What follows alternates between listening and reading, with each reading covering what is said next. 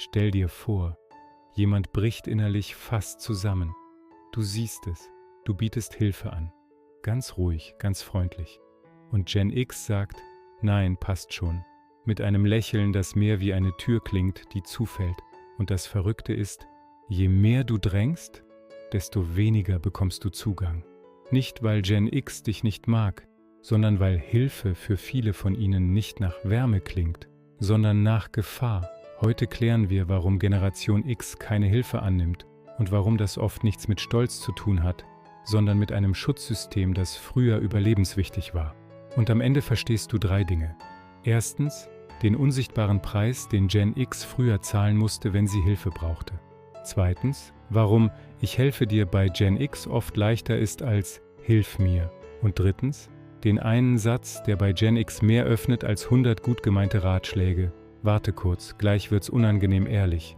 Denn wenn du Gen X wirklich verstehen willst, musst du nicht fragen, warum bist du so? Du musst fragen, was hat Hilfe früher bedeutet? Und Kapitel 1, das freundlichste Nein der Welt.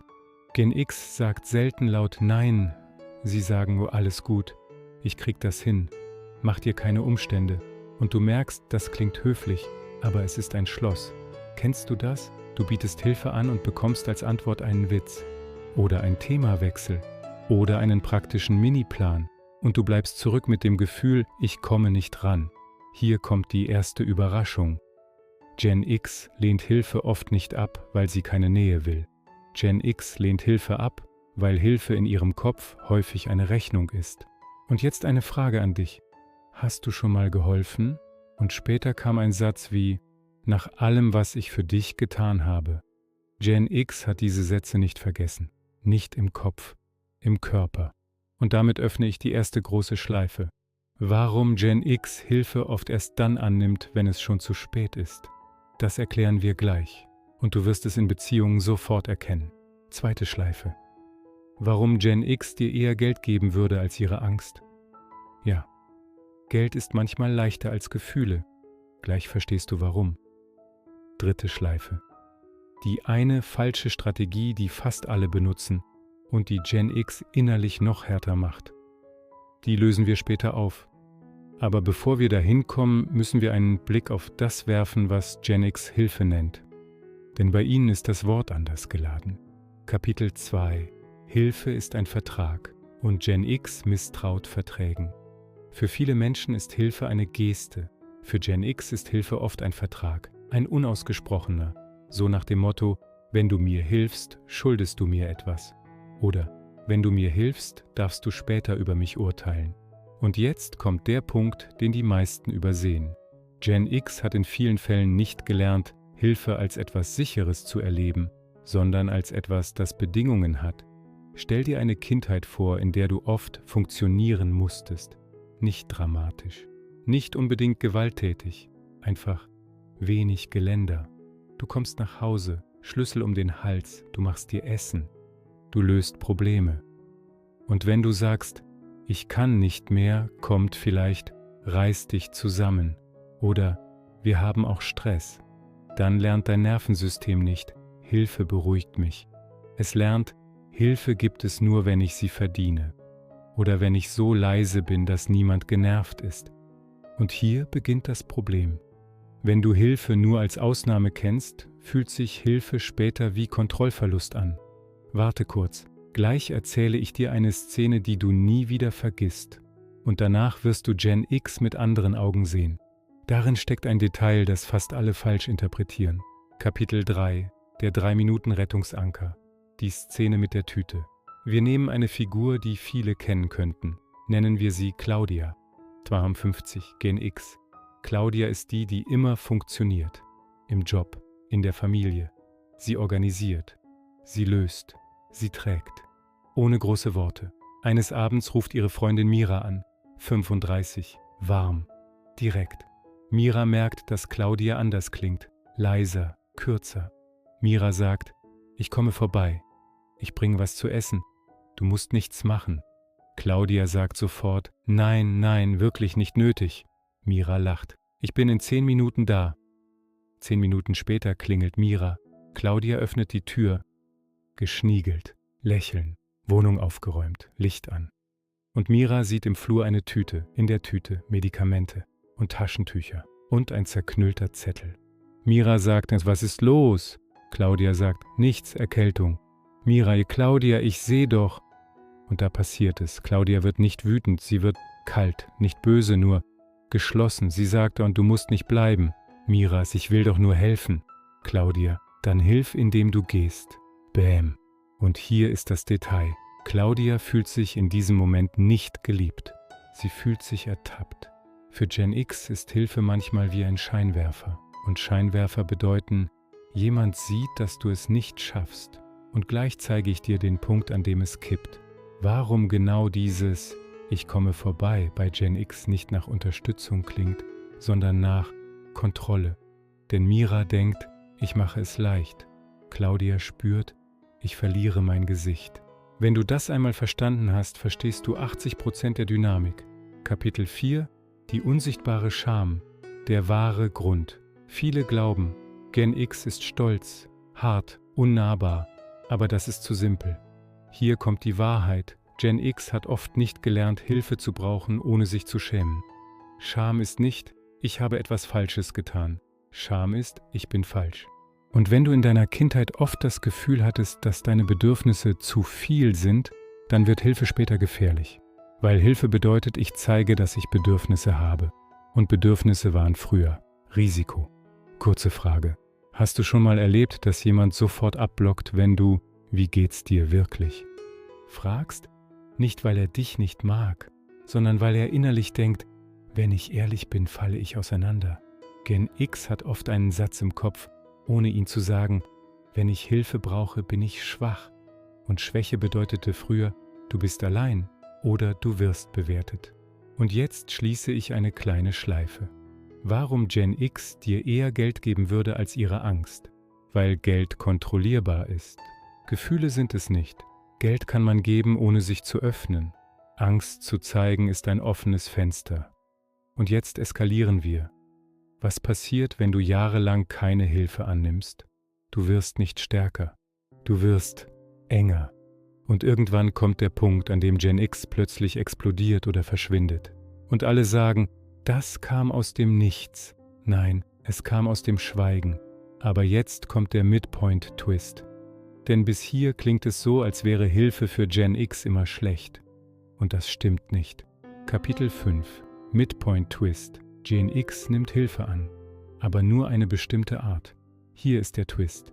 Gen X lehnt nicht Hilfe ab. Gen X lehnt Abhängigkeit ab. Das ist ein riesiger Unterschied. Wenn Hilfe wie ein Netz ist, in das du fällst und dich nicht mehr selbst bewegst, dann ist Gen X raus. Aber wenn Hilfe wie ein Werkzeug ist, das du in die Hand bekommst, um wieder selbst zu stehen, dann passiert etwas. Gen X akzeptiert Hilfe eher, wenn sie 3 Dinge enthält. Erstens Wahlfreiheit, zweit Würde, dritten Kontrolle. Das heißt, Gen X nimmt Hilfe an, wenn sie nicht entmündigt. Und plötzlich ergibt alles Sinn. Sie wollen nicht gerettet werden. Sie wollen unterstützt werden, ohne sich klein zu fühlen. Und jetzt kommt ein Satz, der brutal ehrlich ist. Viele Gen X haben früh gelernt, wenn du fällst, steht niemand da. Ja, also haben sie gelernt, nicht zu fallen. Oder zumindest so zu fallen, dass es keiner sieht. Und damit öffne ich eine neue Mikroschleife. Gleich gebe ich dir die eine Formulierung, die Gen X fast nie triggert und die du in Beziehungen sofort nutzen kannst. Aber vorher müssen wir noch verstehen, welche Hilfsangebote bei Gen X sofort Alarm auslösen. Kapitel 6: Die 4 Hilfsangebote, die Gen X innerlich wegdrücken. Wenn du Gen X helfen willst, gibt es 4 typische Angebote, die gut gemeint sind, aber schlecht landen. Angebot 1: Ich komme vorbei. Klingt nach Nähe, fühlt sich an wie Kontrolle. Gen X hört, du siehst meinen Zustand. Angebot 2: Du musst nur. Das ist der schnellste Weg, Gen X zu verlieren, weil es klingt wie, dein Problem ist einfach, du stellst dich an. Angebot 3: Rede doch mal. Viele Gen X hatten nie eine sichere Bühne für Gefühle. Rede doch mal klingt dann wie, zeig dich, damit ich dich bewerten kann. Angebot 4: Ich mach das für dich. Das wirkt liebevoll. Aber Gen X hört, du nimmst mir meine Kompetenz. Und jetzt frage ich dich, hast du schon mal geholfen und danach hattest du das Gefühl, du wurdest abgestraft? Das passiert, wenn Hilfe das Selbstbild von Gen X verletzt. Denn viele von ihnen definieren sich über „Ich halte durch, ich bin zuverlässig, ich brauche niemanden“, nicht weil sie es lieben, sondern weil es ihnen Sicherheit gibt. Und jetzt kommt die Falle, die ich am Anfang angekündigt habe. Die falsche Strategie, die Gen X härter macht. Kapitel 7. Die große Falle. Überreden ist Gewalt in Zeitlupe. Wenn du Gen X helfen willst, ist dein Instinkt oft: Ich muss sie überzeugen. Ich muss sie knacken. Ich muss sie dazu bringen, es zuzulassen. Aber hier beginnt das Problem. Überreden fühlt sich für Gen X an wie Druck. Und Druck erinnert sie an früher. Jetzt stell dich nicht so an. Jetzt sei vernünftig. Jetzt mach's richtig.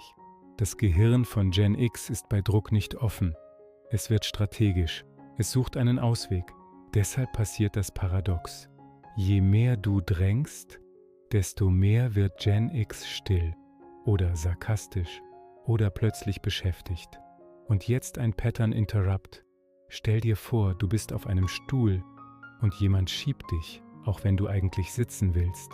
Selbst wenn der Mensch es gut meint, dein Körper spannt an. Du willst Kontrolle zurück. So fühlt sich überredete Hilfe an. Und das führt zum nächsten Teil, der richtig wichtig ist. Wie hilft man Gen X, ohne ihr System zu triggern? Kapitel 8. Wie man Gen X Hilfe anbietet, ohne dass sie Nein sagen müssen. Hier ist die Wahrheit. Gen X braucht Hilfe, die ein Ausgangsschild hat. Hilfe muss so formuliert sein, dass sie jederzeit Nein sagen können, ohne Schuldgefühl. Und gleichzeitig so stabil sein, dass sie spüren, du bleibst trotzdem respektvoll.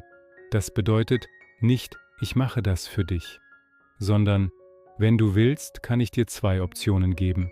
Nicht, sag mir alles, sondern, sag mir nur das, was heute möglich ist. Und jetzt lösen wir die Mikroschleife ein. Die eine Formulierung, die bei Gen X fast nie triggert.